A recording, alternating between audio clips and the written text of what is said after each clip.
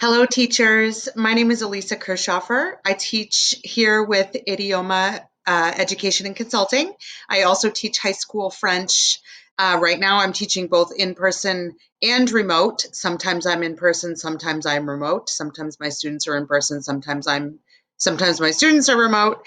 I'm teaching in all modalities this year, as many of us are, and constantly learning and changing and trying to be a better, more effective teacher for my students, while also maintaining, of course, my own sanity during this whole thing.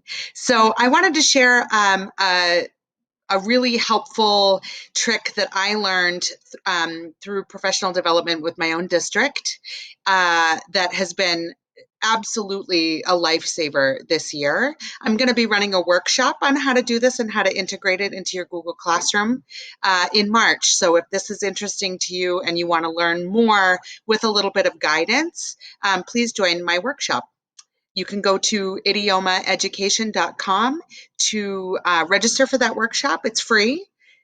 We are asking people to register, though, because we want to keep those numbers manageable for a workshop so that I can make sure all your questions get answered.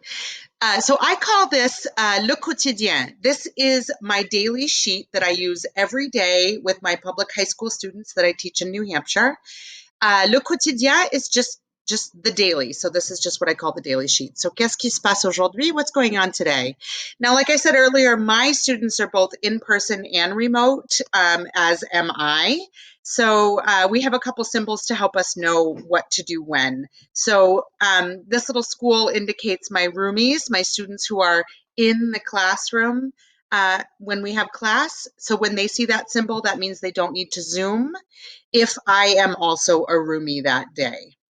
This little computer symbol refers to my Zoomies. Those are my students who are on Zoom.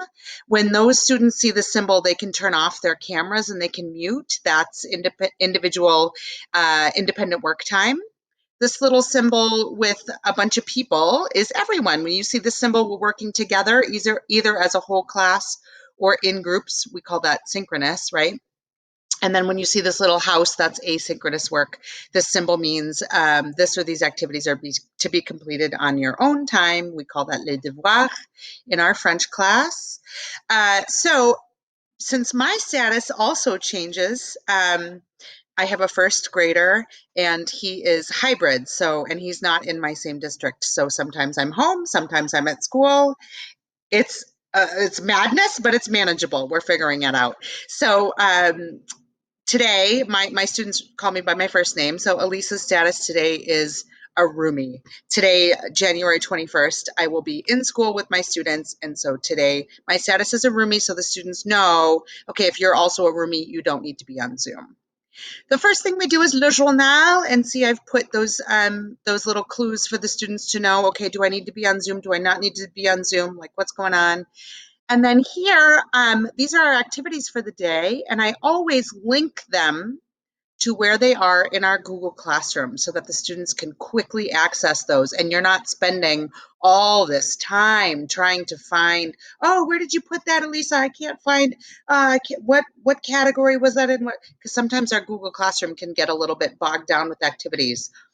So keeping that really clear for the students is helpful. Within those activities, I always include a video like this one that describes how to complete the activities. The reason being, when students are absent, or if a student is a Zoomie and they're working on this independently and they have some questions and they want to go check in, there's a video there to explain those activities. They can start it and stop it. If they need to hear something again, they can back up a little bit. It only takes a couple minutes to put that video together, and it's always worth the time because then the students have access to that, to me, basically in video form, even when we're not together. So this is their La Famille activity. And then this is a new activity that I'm introducing today. So I linked it, of course, but with La Famille, there's no description underneath it because we've worked on that a different day. So the description underneath it happened on a different day. There's no need to bog down your daily sheet with tons of information, it gets overwhelming for the students to look at. So you mention it once, and then in your next daily sheet, you don't need to mention again, but always, always, always link. So here for this activity, Une famille célèbre, the students are going to be working together. Roomies are going to be working with each other in the room. Zoomies are going to be working with each other on Zoom.